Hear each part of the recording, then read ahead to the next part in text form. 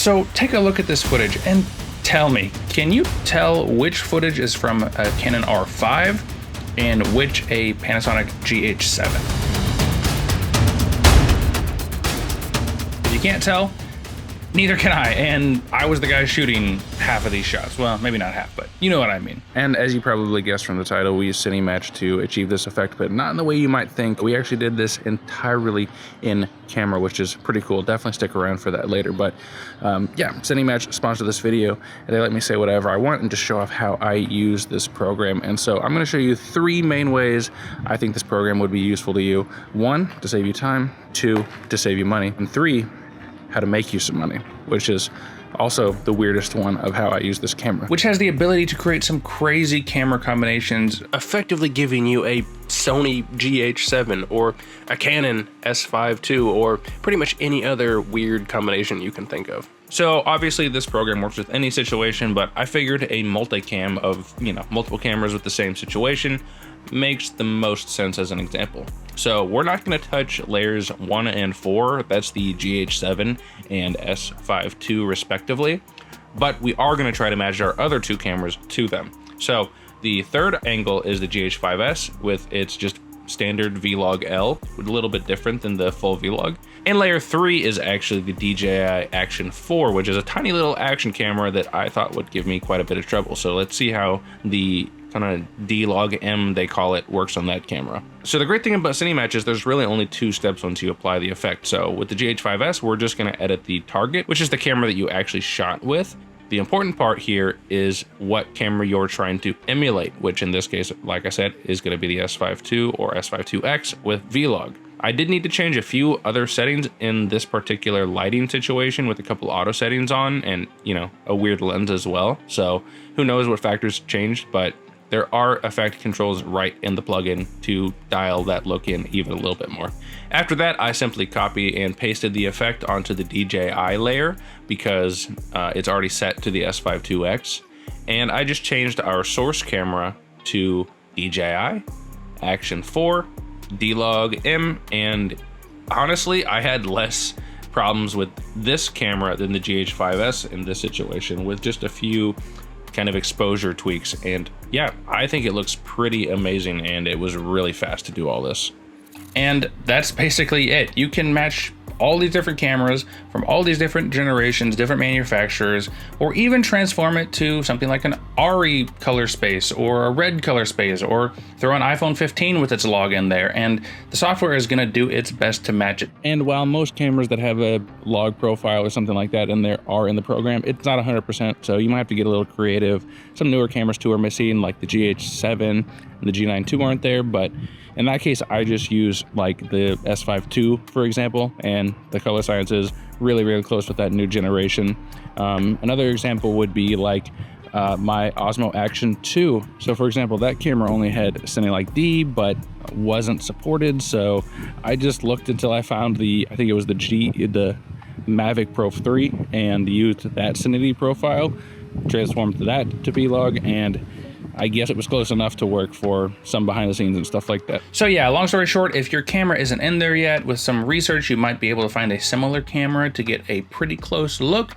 And they're probably working on getting that camera added in eventually, especially the new ones. It takes a little bit, but they'll be added sooner or later for the most part. Before we get into the really weird stuff though, this actually has a huge second benefit in post-production, and that is using LUTs. Now, I know a lot of people have a go-to LUT, just like me with the nicest LUT, and if you ever switch camera systems or get a newer camera even, a lot of these LUTs are designed specifically for one system or even one specific camera, and with CineMatch, no matter what LUTs you have or might even want to try out, you can transform at least the color science of your camera to accept those LUTs. For example, ARRI has a ton of amazing free LUTs, and now you can just transform your footage to ARRI log and see how that looks. I know there's like an official ARRI transform LUT, but which is probably a little bit more accurate because it hasn't been reverse engineered, but ARRI is only one of the potential places you could find these LUTs at. Now I'm going to talk about the kind of revolutionary way I've been using the software personally. So what do you need? So first is you're gonna need CineMatch. You're gonna have to buy a license and you're good to go. Number 2, a camera that allows you to upload a LUT into it. And 3, this isn't required, but it's kind of nice, a camera monitor with a built-in LUT or ability to load LUTs as well. And on the camera side, this isn't just for viewing your log footage. No, we need the ability to bake the LUT into your footage, like the S5 II, G9 II, GH7, S9, and I think a couple new Sony cameras have that feature as well, maybe a few more. You can probably see what I'm cooking here. The ability to bake a LUT into your footage combined with CineMatch does one huge thing, and that is it can knock down the barrier of who you can shoot for and who can shoot for you. So with CineMatch, like I said, most of those profiles are based on HLG, log, sometimes Cine-like. So for all you need to do to match is really find out, if you're a second shooter, for example, let's use that, what your lead shooter or the lead camera is. So for example, the introduction, the footage I showed there was from a Canon shooter shooting C-Log3. But I can definitely see outside of weddings this being used in corporate, short film settings, things like that, anywhere where you're working with multiple shooters or multiple cameras. And especially if you don't want to convert them in post or have that whole conversation, send people LUTs. For this wedding, for example, I simply just hand over a memory card. By the way, his name is Mark. You can check out his Instagram down below for more of his amazing work. But anyway, so to achieve this sort of baked-in transform, let's go through the steps, making your camera into some kind of Frankenstein creature. Let me show you how to do it. So first, we're gonna, again, use Panasonic as a base plate. So we're gonna be essentially transforming Vlog into C-Log. So I'm simply gonna open Premiere and apply a copy of CineMatch to the clip. Doesn't really matter. So the LUT I made for the wedding here, I used the S5 II as a base and I transformed it to Canon R5 C-Log3 Cinema Gamut. So here's where things change, because we're not doing this in post, remember. Down at the bottom, there's a really important button called Create a LUT. Here, you're gonna want to select, at least for Panasonic cameras, 32 cubed LUT. And if you're using a recorder or a different camera, like a Sony, it might have different requirements, but for Panasonic, 32 cubed is perfect. Then you're just gonna drop it onto your main SD card,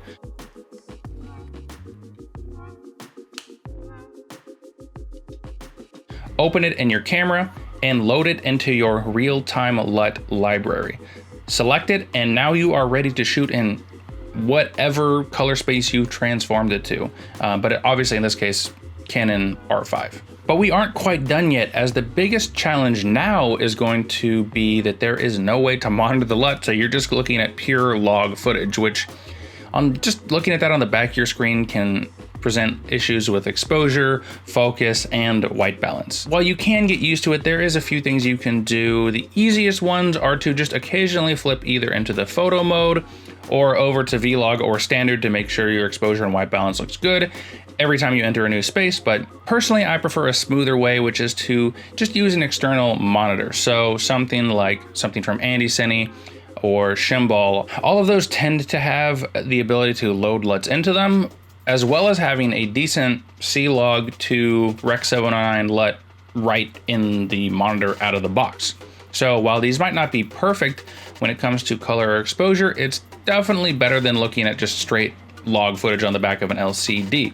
And just one more time seeing this in practice, I had a controlled environment and I just wanted to pit up the S5 II versus the FX3. Now the FX3 is shooting S-Log3, and then I have two clips of the S5 II. This one is the S5 II shooting Vlog converted to S-Log3, and this one is shooting S-Log3 inside the camera with a LUT I made. And the last two look pretty identical. Although I would say there are still some really minute differences that I probably could have fixed with a little bit more editing, but it's really, really close in my opinion with the FX3 and S5 II. And again, that's if I didn't mess something up. All right, quick break. I just want to say, guys, thanks for stopping by, watching this video. I really appreciate it. If you watched this far, I just want to say, consider commenting, let me know how I'm doing. What do you think of this technique?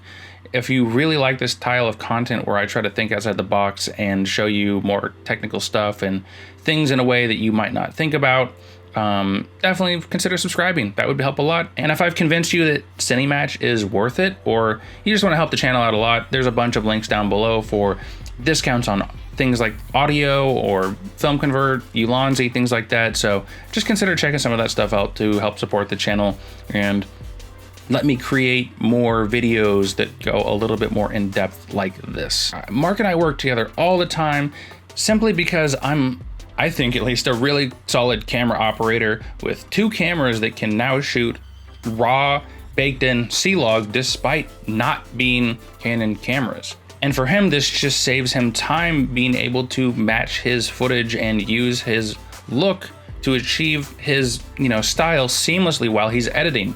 And sure, I could have sent him this LUT and told him to apply it or send this to an editor every single time I do a job, but for dozens and dozens of clips and for weddings that sometimes have fast turnarounds, it just is less elegant of a solution. So let me know what you guys think about this. I mean, I think this technique is really fun, really interesting, and I'm surprised I haven't really heard much about it or really anything about people using CineMatch in this particular way. I think especially with these new features like real-time LUT from Panasonic and how affordable this plugin really is for what it does, it just is so incredible. So in conclusion, I think obviously if you are the editor getting your own or other people's footage, you can just transform that with, right in the app, right into Adobe Premiere or whatever you use. And that's obviously the intended use for CineMatch, and it does that pretty well. It perfectly matches my different Lumix cameras as well, which is also super amazing. But if you have a little bit of prep time and you know who you're shooting for and what camera and profile they use, baking that footage in with real-time LUT is a super cool feature. And overall, it's just nice not to have to restrict yourself from shooting with one camera brand or one type of camera or one model of camera. This just unlocks so many creative, financial, and practical opportunities. And so, I mean, let's just be real. It's made me a lot of money, saved me a lot of time. And I think that is obviously pretty valuable. So I really don't know if there's anything else to say. I mean, yeah, I think this is an awesome program. And if you've been on the fence about picking it up, think about it again. And if you do, check out my codes down below, discounts, all of that stuff. Amazing. All right, guys, thanks again for watching. Thanks again for CineMatch and Film Convert and all those guys for, working with me, believing in my channel despite, not being the biggest channel in the world. And, let me know about what you think about this technique. I think it's great. I think it's cool. I think a lot of people could benefit from this. And I'm sorry it took me for so long to make this video. I've been thinking about it for over a year at this point, probably. Well, maybe not that long. Okay, bye.